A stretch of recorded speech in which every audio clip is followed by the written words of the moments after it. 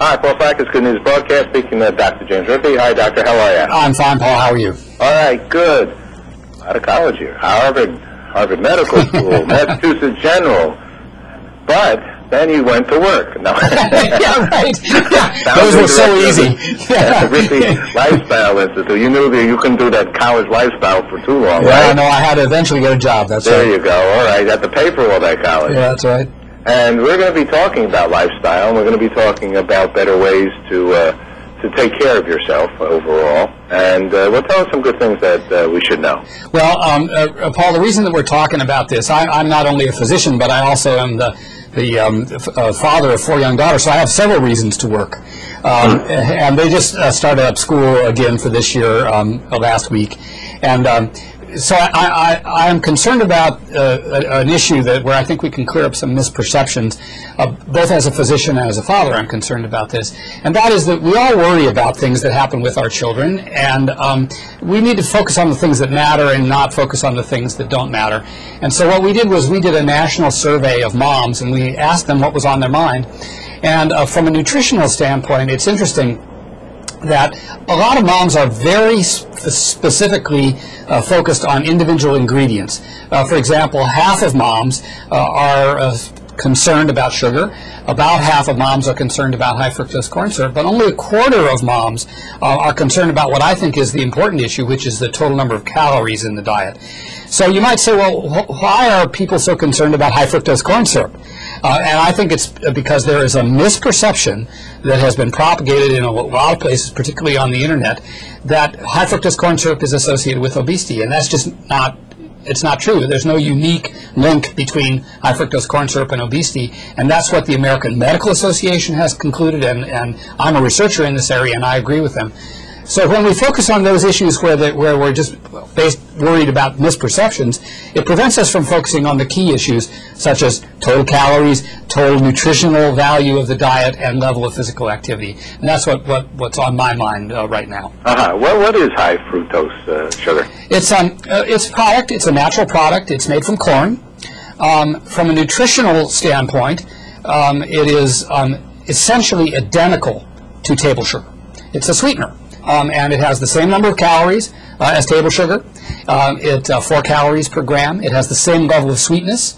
It is, if we're concerned about anything in the diet, it should be fat, which has about twice or a little bit more than twice the number of calories per gram as either table sugar or high fructose corn syrup. But high fructose corn syrup and sugar, think of them as essentially the same thing as far as the body's concerned.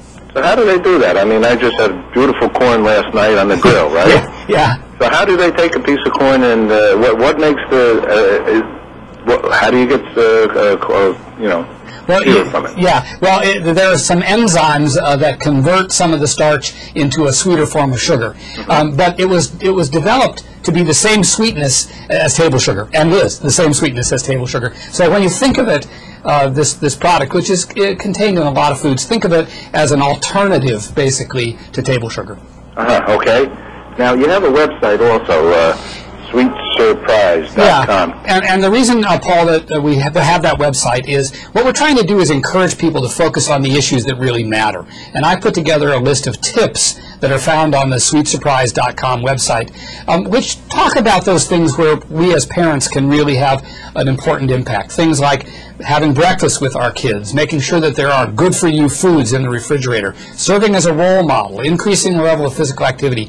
So what I'd encourage people to do is go to the website, download those tips, put them on the refrigerator, just as a reminder for all of us as parents of the things that we can do that make a huge difference in terms of the health of our children.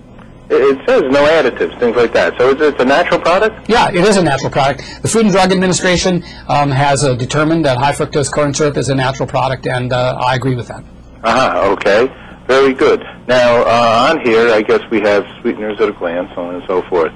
What is it about that the body likes sweetness? Well, that's a good question, and that's something that people have thought about for a long time. We seem to really enjoy sweetness. We like the taste of it and so forth. We like the taste of salt, too. So, you know, there are lots of theories about why we like sweet things and salty things. And I want to point out that I'm not a food cop. I'm not saying that in moderation you shouldn't have sweet things. That's a part of one of the pleasures of life, both for children and adults. What we need to do is, though, focus on moderation in the sweet things that we eat, and make sure that we get plenty of fruits and vegetables and whole grains, and of equal importance, lots of physical activity. The pyramid that's, you know, well-known, food pyramid. Are you a believer in that? Absolutely. It's based on thousands of studies, and it's a very good way to think about things. It's a little bit complex for some people, but there is a good website for the pyramid called mypyramid.gov. If you really want to get involved in that, you can go to that website. But it's the guidance in the food guide pyramid is excellent. When you say complex, is it, say for example, vegetables? Is it, you know, excellent? I mean, it's a proportion. You have to have so many cups of vegetables, things like that? Yeah, that's right. And, you know, if everyone followed the food guide pyramid, we would be a much healthier society. But some people find that it's a little bit complicated to follow. But the mypyramid.gov website's a good one. So now, so 4 kids, sorry. Yeah. What do they start the morning off with? First of all, importantly, they start off with breakfast. And we practice what we preach. We have whole grain cereals, low-fat milk. We have 1% fat milk. We don't have whole milk in our house. None of us drink that. We like to have them have a piece of fruit, a sliced banana or some berries on their cereal, and then some 100% juice. That's a great start. It gets you halfway there in terms of my pyramid recommendations for both whole grains and fruits. So, you know, that's one time when you know your kids, when you can sort of see what they're eating. So we make a big point of that, and we make sure during that we also have fresh fruits in season all year long. It's very easy to do that now with all the refrigeration techniques for transporting fruits and vegetables around. So they're simple things, but they make a huge difference in terms of the right habits for our children. I feel like we need parents the entire life to tell us what to eat and then prepare it for us. Well, you know something, Mom was right. Mom is always right, and my kids know that. When they get really sick, they want to see Mom, not me, even though I'm a doctor. So, you know, what we learned from our moms is probably right.